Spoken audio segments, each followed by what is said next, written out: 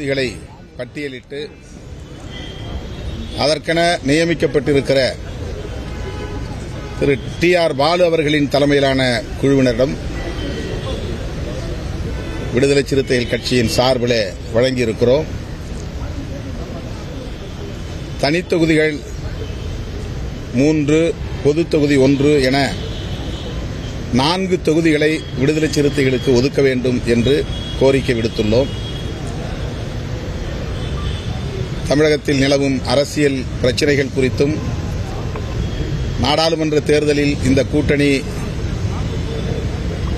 40 தொகுதிகளிலும் பாண்டிச்சேரி உட்பட வெற்றி பெற்றாக வேண்டும், அதற்கான உத்திகள் குறித்தும் கருத்துக்களை பகிர்ந்து கொண்டோம்.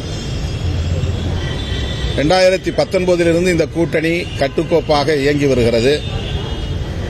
அகில இந்திய அளவில் இதுபோல ஒரு கூட்டணி தொடர்ந்து பல தேர்தல்களை சந்தித்த கூட்டணி என்றால் அது திமுக கூட்டணி மட்டுமாகத்தான் இருக்க முடியும். எந்த மாநிலத்திலும் இப்படி ஒவ்வொரு தேர்தலிலும் தொடர்ச்சியாக கூட்டணி கட்சிகள் பயணிப்பது இல்லை. தமிழ்நாட்டில் பிஜேபி தலைமையிலே ஒரு கூட்டணி அதிமுக உட்பட உருவானது. ஆனால் அது எப்படி இன்றைக்கு சிதறி கிடக்கிறது என்பதை நாம் அறிவோம். அவ்வாறு இல்லாமல் கொள்கை சார்ந்து இயங்கக்கூடிய ஒரு கூட்டணியாக திராவிட முன்னேற்றக் கழக கூட்டணி இயங்கி வருகிறது. மேலும் அது இந்தியா கூட்டணி என்கிற அளவுக்கு விரிவடைந்திருக்கிறது. அகில இந்திய அளவில் 28 கட்சிகள் அங்கம் வகிக்கக்கூடிய ஒரு பெரும் மெகா கூட்டணியாக உருவாகி இருக்கிறது. அந்த கூட்டணியில் விடுதலை சிறுத்தைகளும் அங்கம் வகிக்கிறது.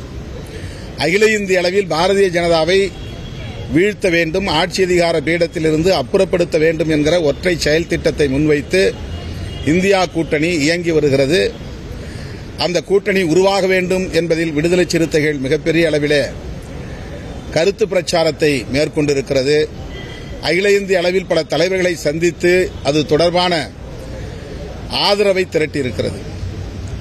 திராவிட முன்னேற்றக் கழகத்தின் தலைமையில் அகில இந்திய அளவிலே பாஜகவுக்கு எதிரான ஒரு கூட்டணி அமைய வேண்டும் என்பதை தொடர்ந்து மேடைகளில் வலியுறுத்தி வந்திருக்கிறோம், நேரடியாகவும் வலியுறுத்தி வந்திருக்கிறோம். அப்படி இந்தியா கூட்டணி உருவாவதிலே விடுதலை சிறுத்தைகளுக்கு ஒரு பங்கு இருக்கிறது.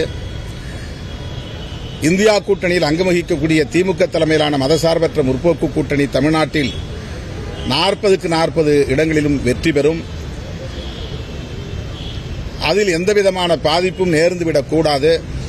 இவற்றையெல்லாம் கருத்தில் கொண்டு எங்கள் கருத்துக்களை நாங்கள் பகிர்ந்து கொண்டோம். எங்கள் கோரிக்கையை நாங்கள் இந்த அண்ணன் டி.ஆர். பாலு அவர்களின் தலைமையிலான குழுவிடம் வைத்திருக்கிறோம். அடுத்த கட்ட பேச்சுவார்த்தையில் இறுதி முடிவு எடுக்கப்படும். தொகுதிகள் என்னென்ன என்பதை அப்போது அறிவிப்போம். என்னென்ன தொகுதிகள் சார் பட்டியல் கொடுத்திருக்கீங்க? எந்தெந்த தொகுதிகள் வரையறுப்பதற்கு 4 தனி தொகுதிகளை கொடுத்து அதிலே 3 கேட்டிருக்கிறோம். தமிழ்நாட்டில் மொத்தம் 7 தொகுதிகள் தான். அதிலே 4 தொகுதிகள் வட மாவட்டங்களில் இருக்கிற சிதம்பரம், விழுப்புரம், காஞ்சிபுரம், திருவள்ளூர் ஆகிய தொகுதிகளை குறிப்பிட்டு அதிலே 3 வேண்டும் என்று கோரியிருக்கிறோம். பொது தொகுதிகளை ஒரு தொகுதிதான், 3 தொகுதிகளை எழுதி ஒரு தொகுதி கோரியிருக்கிறோம். பெரம்பலூர், மயிலாடுதுறை, கள்ளக்குறிச்சி ஆகிய தொகுதிகளை எழுதி கொடுத்திருக்கிறோம். அதில் ஏதேனும் ஒன்று வேண்டும் என்று கேட்டிருக்கிறோம். உடனே எப்படி ஓகே சொல்லுவாங்க? அடுத்த கட்ட பேச்சுவார்த்தை. இந்த தேர்தல் நிக்கிறீங்க, கடந்த முறை போல இந்த முறை உதவி தான் விசிக போட்டுட்டோமா, அல்ல தனி சின்னத்தில் என்ன முடிவுள்ளது? அந்த நேரத்தில் உங்களுக்கு அறிவிக்கப்படும். தொகுதி இறுதி செய்யப்பட்ட பிறகு உங்களுக்கு அது அறிவிக்கப்படும்.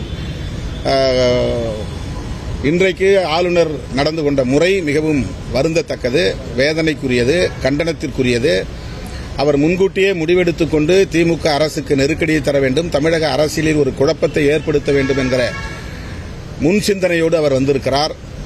நாட்டுப்பண் பாடவில்லை என்று ஒரு காரணத்தை சொல்லிவிட்டு அவர் வெளிநடப்பு செய்திருப்பது வன்மையான கண்டனத்திற்குரியது.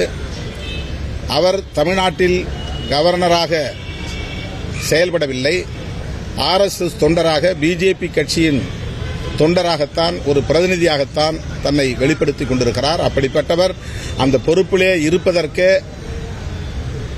தகுதியற்றவர் என்று விடுதலை சிறுத்தைகள் கட்சி கருதுகிறது. ஆகவே அவர் பதவி விலக வேண்டும் என்று வலியுறுத்துவதோடு திமுக அரசு சட்டப்பூர்வமாக அவர் இங்கே ஆளுநராக நீடிக்கக்கூடாது என்று நடவடிக்கைகளை மேற்கொள்ள வேண்டும் என்று வலியுறுத்துகிறோம்.